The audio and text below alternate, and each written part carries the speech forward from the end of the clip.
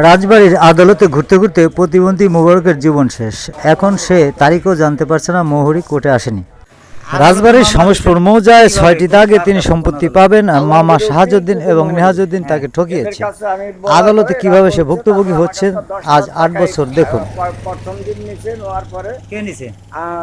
আলমগীর উকিল আর টুকু মোহরি। তারপরে ডেটে টাকা পয়সা নিয়ে হাইরা আমার বসার কয় আজকে স্যার কোর্ট করবে না, আবার যাওয়া স্যার কোর্টে ওঠে ১টার পরে নামিয়ে যা আর কোর্ট করে না। আপনার কোনো কোর্টে কোনো সাহেবের কাছে নেয় নাই?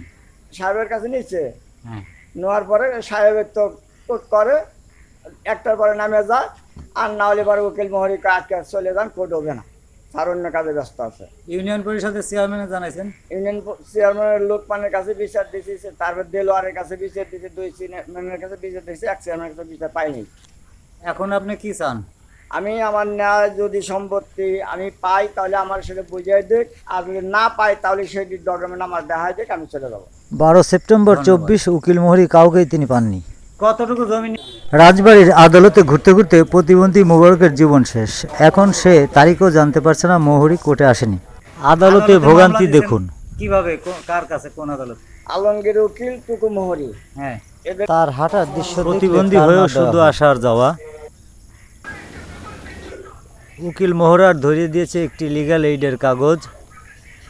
দীর্ঘ প্রায় ৮ বছর হাজিরা, তারপরেও তিনি মামলার কুল কিনারা পাচ্ছেন না। এই প্রতিবন্ধীর নাম মোবারক হোসেন।